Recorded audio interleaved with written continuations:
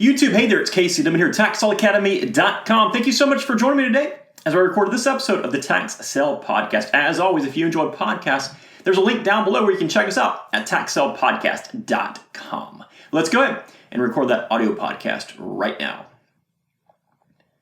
Welcome to the Tax Sale Podcast, where tax sale investing is made easy. My name is Casey Dimon. I'm a tax sale veteran. I'm the leading tax sale expert, author of the Tax Sale Playbook, founder of the Tax Sale Academy, and I am your host right here on the Tax Sale Podcast. Thank you so much for joining me on today's podcast episode. All right, on today's episode, I wanted to discuss the different selling styles for tax deed properties. Selling properties that have gone through tax foreclosure is going to be much, much different than your typical real estate transaction. And this is something that really shocks a lot of new tax sale investors after they have purchased a property, myself included when I was just starting in this business. Imagine your frustration when you're marketing your property very hard. You're spending quite a bit of time and effort trying to get that property sold. And then you finally line up your buyer. You negotiate a deal, you sign your contract, you're excited about getting it closed, you try to think about what you're going to do with all that money, right? You're going to invest in another property, whatever it is. And then you send it to your title company, and a week goes by, and they call you. And they say, we can't insure the title to this property, and therefore we cannot close this transaction. That means you won't get that money. That means that all of that effort that you put towards it might be in vain, because usually your buyer is not going to wait around for you to take care of those issues. That was the very first tax sale deal that I ever did. And it's fairly common based on the number of messages and comments that I get to that extent. So before we discuss the two different selling styles, I really need to set this up for you. We have to first address the primary issue of title insurance. So every property has what's called a chain of title. This simply means a chain of sorts from one owner to the next. Owner A sells it to owner B, who sells it to owner C, and so forth. That's a very simple chain of title.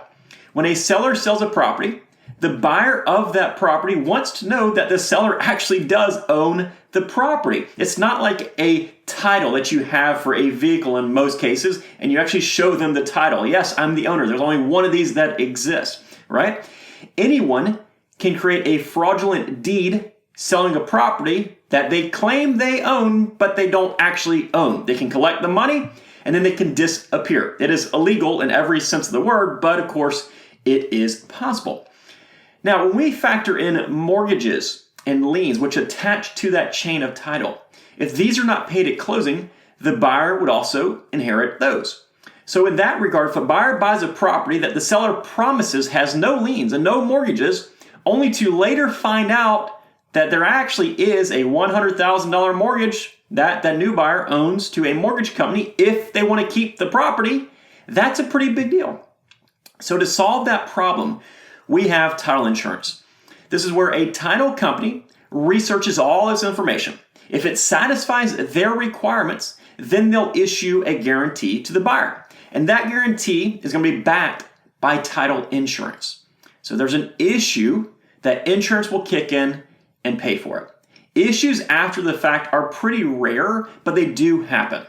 All right, so when a property goes through tax foreclosure, that chain of title is broken. Instead of going from owner A to B to C, it goes from owner A to owner C. Owner A actually never sells the property. They never sign a deed to transfer the property. They simply lose it through tax foreclosure. This foreclosure requires pretty specific criteria to be met. And because of all this, title insurance companies typically will not issue insurance on tax deed properties. So you purchased a property that you can't get title insurance to. Now there are three ways to cure it. Something called a suit to quiet title, something called a tax foreclosure certification, or in certain scenarios, a deed from the former owner could work. Now we are not going to go into details on the curing methods today, as I have plenty of other trainings on those. So you either cure the title or you don't. If you cure it, you have something known as clear title. You provide a deed that has a warranty, and then you issue title insurance through the title insurance company when you sell it. If you don't cure the title, you have a clouded title. You cannot get title insurance, which of course is going to diminish the value of that property. That's the groundwork you must understand before we get into the different selling styles, because it has a great impact on how we sell our properties. So the first selling style is to sell your property through what I refer to as a conventional transaction. When you buy real estate, you've likely purchased it through a conventional transaction. When you look at realtor listings or you go online and look at Zillow, those are going to come through conventional transactions. What this means is the property has clear title and subsequently has title insurance that comes with it. A buyer will make an offer on the property. They'll negotiate a contract for the property. And as part of that negotiation, as part of the contract that they sign, the seller will guarantee that the title to the property is going to be clear at the time of closing. Most contracts also include the stipulation that title insurance is going to be issued at closing. So as a seller, if you truly believe that your property is free and clear of all liens, then that insurance will actually protect you in the event the buyer at some point in the future finds an issue with the chain of title. Remember, you are guaranteeing clear title on the contract and through the deed you sign. And if there is an issue and the buyer sues because of that issue, they're going to sue you. But if you have title insurance, the insurance is going to cover that transaction. So you won't have to worry about it. As a buyer, this title insurance obviously protects you because you then have a title insurance company that will guarantee clear title instead of just some random seller that you should sue that might not have any assets to cover your title issues, or they could simply be dead by the time you find the issues. So the seller is guaranteeing clear title through that contract to be provided at closing. Now, sometimes title companies will find some issues when they do their title search not related to tax foreclosures. And these are usually pretty easily solved. It could be that the last deed was missing a witness or missing a notary, or there's a typo somewhere in that deed. In that situation, an attorney is going to be hired. They're going to correct the issue fairly quickly, and then title insurance will be utilized on that transaction. And that happens from time to time in conventional transactions because a lot of sellers might not even realize what happened previously.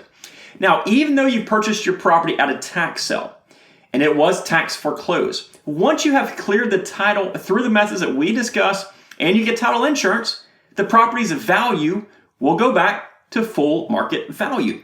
This conventional selling process is going to be the only way that you can get full market value. A buyer should and is going to expect a clean title with title insurance and is going to pay market value because of this.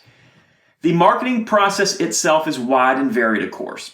But once you have clear title, this is where you'll list your property with a realtor perhaps and let them handle all the work. You could list your property for sale by owner on Zillow. You could advertise it in the local real estate periodicals or the newspaper or wherever you want to advertise it. Most consumers, when they see a property being advertised, they expect a conventional transaction where clear title is issued as well as title insurance. So feel free to market it however you want. Once you find a buyer, you'll negotiate the contract. You'll sign a very conventional contract. Then a title company or a real estate attorney will prepare everything and issue title insurance for a fee, of course. Then you'll sign the deed, get your cash, and you'll move on. Very simple process. All right, the second way to sell your property is through a non-conventional method. Clearing title after a tax sale can take time, money, and effort. Obviously, that time, money, and effort translates into full market value for the property, so your efforts might be worth it. But what if you don't want to invest the time, the money, or the effort into clearing the title? Well, that's when you can sell the property without title insurance. Essentially, you're selling the property utilizing a quit claim deed without any guarantees when it comes to the title. The next question in your mind should be, why would a buyer want to do this? Why would they accept a deed to a property that does not have title insurance? Well, it all comes down to price. When you sell a property that has a clouded title, it's going to be sold much cheaper than a property with a clear title. We can almost compare this to selling a very well-kept, perfect condition car to a car that's been in an accident. There's issues. There's differences between the two. Now, when you have a piece of property where the title has not been cleared, you have issues. Because of this, the buyer is taking a bit of a risk that they can clear the title after the fact. And because of that risk, they aren't going to pay you nearly as much for the property. And in fact, many buyers will not even buy the property in the first place. So you have a smaller pool of buyers willing to pay less money for that property. On the same note, the strategy likely won't work at all for any properties over, say, $10,000 or so. Because if someone is willing to invest that much in a piece of real estate, they likely want it to have an insured title. So keep that in mind. Now, all this probably sounds like a bad idea or a loss for the investor, right? Why would they do this? If you strategize correctly, it does not have to be a bad idea. Most of the properties that I sell for less than $10,000 are sold without title insurance. And the reason is, again, price. When I'm planning to use this non-conventional strategy, I will buy the properties that are very, very cheap and well below market value. Then I'll work to sell those properties as quickly as I possibly can so that they provide a sufficient margin to me. Even though I'll make money, the price at which I sell them will also allow my buyer to clear the title and make money themselves if they decide to sell it, or if they decide to keep it, they'll simply have quite a bit of equity. That provides incentive to my buyers. Yes, they're taking on risk, but that comes with a 30 to 50% sometimes discount, so it's a risk that some buyers are willing to take. Now, the marketing side is going to be different than the conventional selling side. It should be marketed differently so that your potential buyers have the right expectations. Marketing the standard way will result in a buyer who expects the transaction to be closed with title insurance. So instead, when you market your property, you'll likely advertise it in places that are a little bit out of the normal. Craigslist, for example, with a very clear, very concise sentence that the property is going to be sold without title insurance, and a request for the buyer to perform their own due diligence on the property, including the chain of title. You can also sell the property through an online setting like eBay or Bid for Assets with that same disclaimer. It's important that the property is going to be bought at the right place at the tax sale, so subsequently you can sell it at the right price, which allows you to garner interest of those buyers willing to exchange the lack of title insurance for the equity that comes with the property. Now, once you have a potential buyer, you'll have them sign a contract that's going to reiterate the fact that there is not a guarantee on that chain of title.